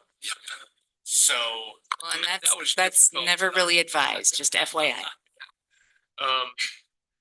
well, a favorable or unfavorable recommendation, sorry, guys, we used to at least have some guide, like. Anyway, the entire land section 3.1, all of the rest of that needs to wait until the future land use map is done. Like that's everything. That's the nut and bolt of it. If we're gonna get into the same problem that we had with just 2 things on this list, these specific standards need to be gutted. We're talking about how many hundreds of pages, right? Are you talking land use map? No, Sorry, not land. I'm just in open discussion saying, like, if the other stuff we have to do, 3.1, the land use table, like that's a everything else in that we haven't addressed right now can and should be. Agreed. I'm simply pointing out as we look, it's on page 7 of the packet. Yep. It says under staff recommendation, where you see the bullets there, staff recommends, and then they have the rest of Article 3. Yeah, 3.2 and 3.3. Yeah. And since that wasn't specifically called out, I wondered if we wanted to Table it. attempt to, like schedule when we're tabling it too, or do we just leave that hanging? That's all I was pointing out. Yeah, no, thank you. It seems to me what we're doing is making in a that- plan for when we want to discuss these things. We could put, In that case, though, I'm just gonna completely retract my previous motion so that we can get it right one time and I don't have to keep amending it. Starting from the top. agreed. That's great, Good. Tony. And if I might offer a little help or suggestion. So I think you're all good with Article 10, taking some time and waiting for the future land use plan map to come out and things like that. So I think Article 10 is the one that you're saying, let's just hold off on that for a little while. But it sounds like the changes proposed to Article 6, 9, and 3, except for the 3.1 use table, you're comfortable bringing back to the next PC meeting. And I'm just trying to summarize for you all. I make a motion to do that. Okay,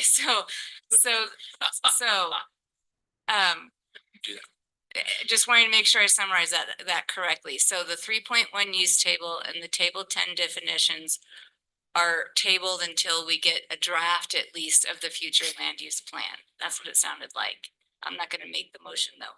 But then everything else in all the other proposed revisions to Article 6, 9, and 3, we could bring to the next meeting. Except for 3.1. Correct. So I'm gonna let somebody try that. I can do it, actually. I would move that in the next meeting, we review Article 6, Section 6.8, 6.9, Article 9, Sections 9.4 and 9.16, and Article 3, Sections 3.2 and 3.3. And anything else? I think Is this about tabling? Well, no, yeah, basically table those until the next meeting and then review those for favorable recommendation. And I think Commissioner O'Brien. and you want to, Oh, table section 3.1 use table and Article 10 until future land use plan draft is available for review. Did I get that? I love that. I'll second. I think you did. Well, you guys did all the hard work. I thought you were brilliant, actually. Any discussion? It sounds like section 9 is like a technical thing that planning staff is asking and has gone through. Yep. I am just wondering if we want to amend that motion to be like, let's pass that. Well, I think all three of these really kind of go together. That's what the staff recommended. Okay. So Okay. it's going to take some time to go through them, I would say. Any further discussion? All in favor of the motion? Did we get a Aye. second? Yeah, I think we did. Steve did. And Laura, are you still there? Yeah. Yeah, can you hear me? Yeah, she's yes on that. I was waiting for Aaron, you are I abstained. I didn't. follow abstained it. for I Aaron. just, yeah, That's I good. did, I thought section 9 should have been passed, but I didn't Okay. know why. Okay. Actually, I think 3, 6, and 9 in regards to what is in the recommendations, all should be fairly non-controversial. Yeah. But it'll take a little bit of time to go through. Okay. Are there any future considerations? I just had one, and that is, we talked a lot about future land use plan today, and at one point, we talked about the second meeting in September, if I remember right, as a point when we would get an update on the progress on that. But this meeting was spent doing things that we hadn't planned on doing. So just a question, when do you think would be an appropriate time to do an update on? Yeah, no, thank you. So, our consultant CBZ is still planning to come here September 24th and 25th. And the plan is to have an open house on one of those dates. And I still am not 100% sure on what that date is. We're meeting with them on Thursday, but they also wanted to conduct 2-on-2 meetings with the planning commissioners and the county commissioners. So maybe block that out in your calendars. They're supposed to be reaching out soon to try to set up those meetings with everyone. And so the idea there is they're going to be bringing what the future land use map will look like. And that will be part of the open house. It'll also kind of spell out some of the ideas behind that. And so I'll give you some more information when we meet on Thursday. But the plan is that they will be here September 24th and 25th. And I believe the 24th is a PC meeting. So I'll see if they, we'll talk more about their plans on Thursday. It's Thursday. We're just having a meeting with them on Thursday. Oh, Yeah, so, but that is their plan, is to come those 2 days, do an open house, talk with the planning commissioners and the county commissioners about what they think about what the proposed draft map that is coming. Does that help? Okay, so I'll get some more details for you on that. But they are going to be reaching out to meet with planning commissioners individually or 2 at a time, and county commissioners individually as well. so 2 weeks from today is the 23rd. So that'll be a Tuesday. Wednesday. Yeah, that was quick. But yeah, thank you. Any other future considerations? Is there a motion to adjourn? Make a motion to adjourn. All in favor? Aye. I think it's unanimous.